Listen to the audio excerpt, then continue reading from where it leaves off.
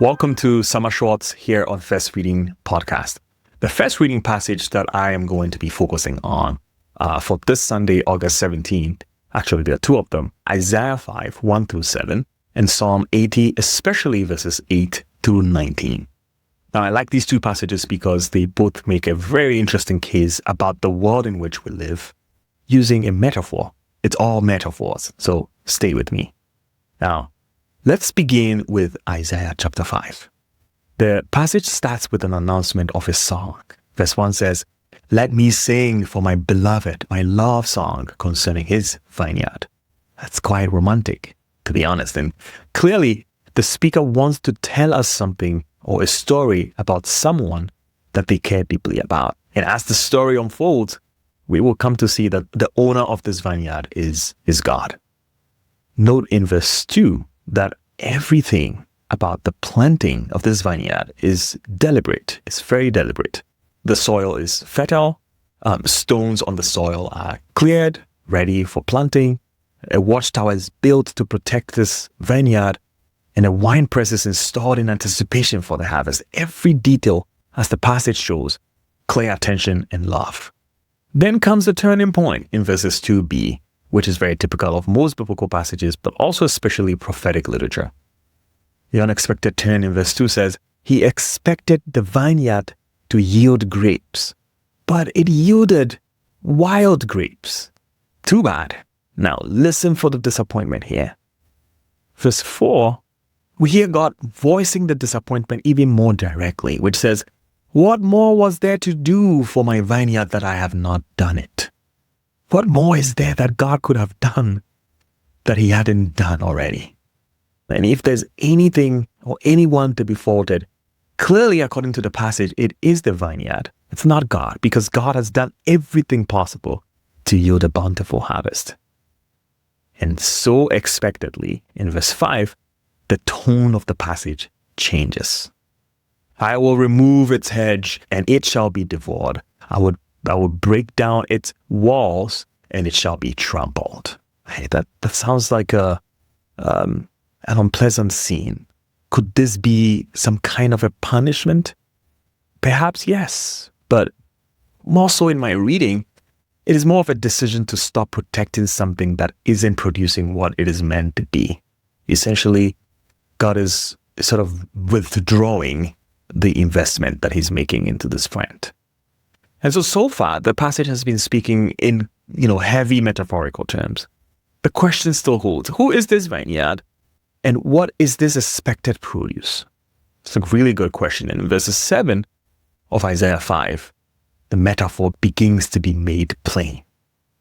"For the vineyard of the Lord of hosts is the house of Israel, and the people of Judah are his pleasant planting.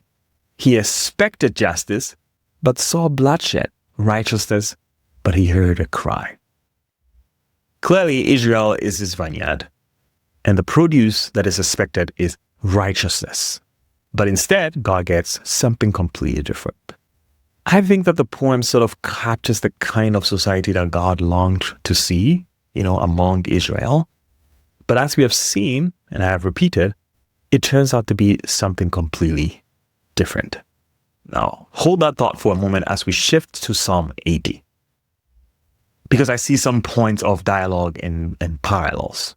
Verses 8 through 9 especially, it says, "You brought a vine out of Egypt. You cleared the ground. It took deep root and filled the land." It's a metaphor of the vine again. But notice the resonance with the Exodus motif in Exodus 14 and 15. Who do we know in Exodus that was brought out of Egypt? It's Israel, right? But this time in this metaphor, the voice isn't God's voice speaking. It's the people's voice, right? They are the ones remembering their planting. They recall how God moved them, made space for them, protected them, helped them flourish. They're looking back on that season of favor and rooting their current prayer right now in Psalm 80 in that memory. But like Isaiah 5, what's different here is God withdrawing from them, right? Why then have you broken down its walls, so that all who pass along the way pluck its fruit? This is verse 12, the people say.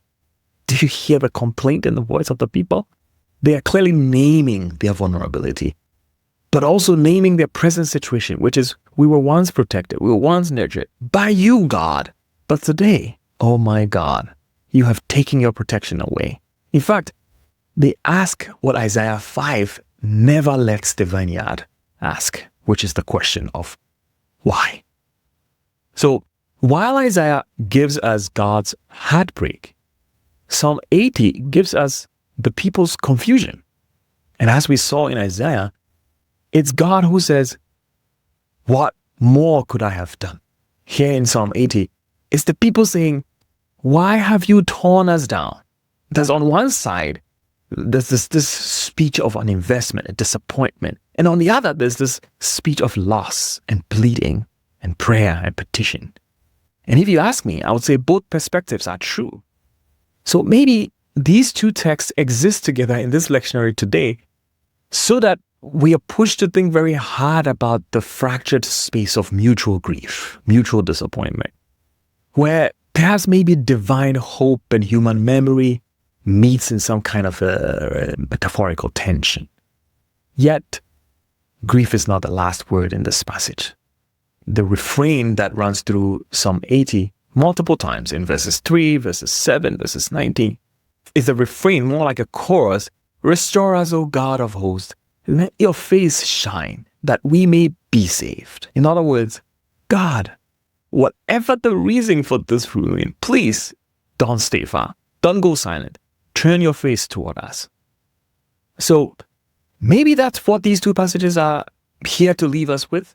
They're here to leave us with the God who is grieved by what's grown, the vineyard that's planted that never yielded fruit, and the people who don't know where things went wrong, but they still want to be seen, they still want to be heard. And there's disappointment in both voices, like I've alluded to previously. But if we listen carefully, there's also a thread of hope. The vineyard might be wounded, but it's still speaking nonetheless.